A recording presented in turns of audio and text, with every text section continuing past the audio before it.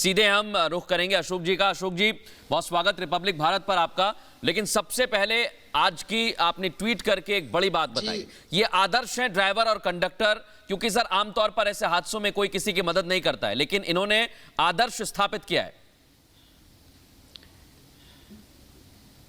जी बहुत बहुत धन्यवाद। मेरी इनसे जो बात हुई जी, इन्होंने बताया कि इन्होंने दूर से जो गाड़ी आती देखी तो उसमें लहराई गाड़ी लहराई, तो इनको खुद ही आशंका हुई कि कुछ गड़बड़ है। और जैसा कि ऋषभ पंत जी ने बताया कि उनको झपकी आ गई थी और उसके जस्ट बाद वो डिवाइडर से टकराई और फिर गाड़ी पलटी खाई और गाड़ी में आग लगी।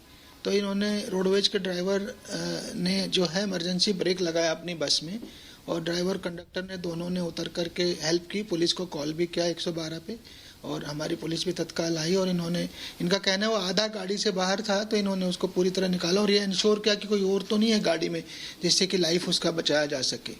बिल्कुल सर। और इस ड्राइवर का नाम सुशील कुमार है। वो काफी खुश भी हैं और कह भी रहे हैं कि भगवान ने ही ऋषभ पंत को बचाया है, और साथ ही कह रहे हैं कि उन्हें बहुत खुशी होती है कि ऐसा उन्हें जिंदगी में मौका मिला कि देश के इतने बड़े क्रिकेटर को उन्होंने बचाया और एक मुसीबत से बाहर निकाला। ये अपने खेत में 2000 मछलियां पाल के हर 6 महीने में 3 लाख तक कमा रहे हैं। आपको भी ये करना है, इनसे सीखना है तो फ्रीडम ऐप को अभी डाउनलोड कीजिए।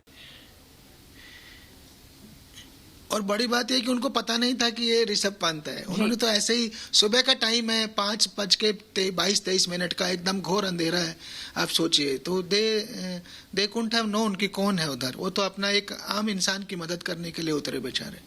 बिल्कुल, यह बहुत अच्छी बात है कि आम इंसान की मदद ऐसे लोगों को करनी चाहिए। सर, एक और चीज़ मैं जानना चाहता हूं, क्योंकि आप भी लगातार जानकारी ले रहे हैं ऋषभ पंत के स्वास्थ्य से जुड़ी हुई।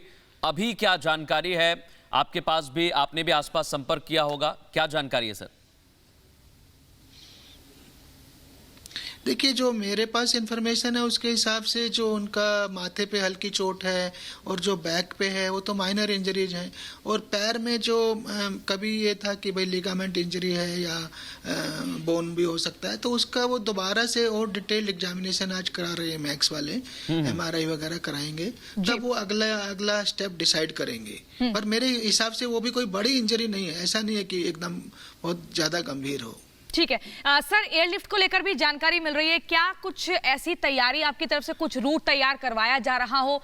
क्या एयरलिफ्ट किया जाएगा दिल्ली या मुंबई, या फिर यहीं पर आगे का इलाज चलेगा? क्योंकि जैसा आप बता रहे हैं, इतना घबराने वाली बात नहीं है। ऐसी कोई बात मेरे संज्ञान में नहीं है। देखिए, पैर की इंजरी है, वो लिगामेंट इंजरी भी हो सकती है, कोई बड़ा फ्रैक्चर तो है नहीं, वो तो ऐसे ही दिख जाता है डॉक्टर्स को। और हो सकता है कोई हेयरलाइन फ्रैक्चर वगैरह हो, वो MRI करा के वो डिसाइड करेंगे। मुझे नहीं लगता एयरलिफ्ट वगैरह की कोई बड़ी जरूरत है। अशोक जी, एक मेरा सवाल और है, क्योंकि बहुत सारी तस्वीरें सामने आई, कुछ CCTV फुटेज भी सामने आए, और रात का वक्त था। यातायात को लेकर हम आमतौर पर देखते हैं ऐसी स्थितियां रात में ही होती हैं, हादसे हो जाते हैं। क्या आपके पास हादसे से जुड़ी हुई कोई ऐसी जानकारी जो अभी तक सामने नहीं आई है, या कोई अफवाह फैला रहा है, अलग तरह की बातें कर रहा है, उसे आप साफ करना चाहेंगे? मैंने SSP हरिद्वार से बात की थी, किसी ने अफवाह फैलाई कि ड्रंकन ड्राइविंग हो सकती है। ऐसा बिल्कुल नहीं है। उन्होंने, पुलिस पहुंच गई थी, हॉस्पिटल भी चले गए थे, ऐसा कोई केस नहीं है। इसी तरह से हमने स्पीड के बारे में भी बात की, तो वो तो एग्जैक्टली अंदाजा नहीं लगाया जा सकता, पर जो दुर्घटना का कारण झपकी आना है, दुर्घटना का कारण झपकी आना, ये बिल्कुल क्लियर है। ये ड्राइवर के बयान, रोडवेज के ड्राइवर के बयान से भी क्लियर है और इनके अपने वर्जन से भी क्लियर है कि उनको झपकी आई। अदरवाइज वो ऐसे टकराएगा नहीं ना आदमी, डिवाइडर से क्यों टकराएगा। बिल्कुल सर, तो आप मान रहे हैं कि रफ्तार भी उतनी ज्यादा नहीं थी, बस झपकी की वजह से कार जो है डिवाइडर से टकरा जाती है और उसके बाद ये हादसा हो जाता है। जी जी जी। अशोक जी, एक मेरा और सवाल है, क्योंकि सुशील कुमार जो कि ड्राइवर हैं, और उन्होंने आम नागरिक समझकर सोचा कि किसी व्यक्ति को घायल होने के बाद उन्हें बचाया जाना चाहिए, तो आम नागरिक के तौर पर मदद की। सर, आमतौर पर लोग ऐसी मदद करते नहीं हैं, और हमने देखा भी कि कई लोग ऐसे थे, वहां चश्मदीद कई सारे आ गए हैं, लेकिन मदद करने वाले सिर्फ सुशील हैं। तो क्या आप लोगों से कहना चाहेंगे, क्योंकि ऐसा हादसा किसी के साथ भी हो सकता है? नहीं, मेरी तो यही अपील है कि हमेशा आगे बढ़ कर के ऐसे उसमें हेल्प करनी चाहिए। जो हमारी मिनिस्ट्री ऑफ रोड ट्रांसपोर्ट है, उन्होंने भी जो है एक गुड समैरिटन स्कीम निकाली है। हम उसके तहत भी इनको रिवार्ड करेंगे इन लोगों को, क्योंकि ये पहले ऐसे कहा जाता था कि आप किसी को बचाओगी तो पुलिस आपसे 10 सवाल पूछेगी। ऐसा नहीं है, पुलिस आपसे 10 सवाल नहीं पूछेगी, बल्कि पुलिस आपको सम्मानित करेगी। और ये इंसानियत का फर्ज भी है, कर्तव्य भी हमारा बनता है।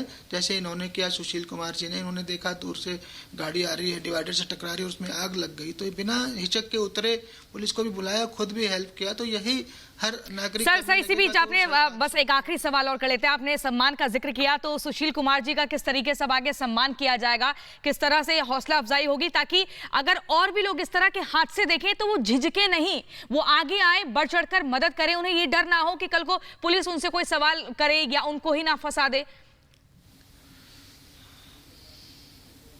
जी, हमारे उत्तराखंड पुलिस में अभी हमने हाल ही में गुड समैरिटन स्कीम चलाई है। उसमें एक उनको प्रशस्ति पत्र दिया जाएगा मेरी ओर से, और उनको 25,000 रुपये तक का रिवार्ड भी इसमें, कैश रिवार्ड भी इसमें स्कीम का हिस्सा है, वो भी दिया जाएगा।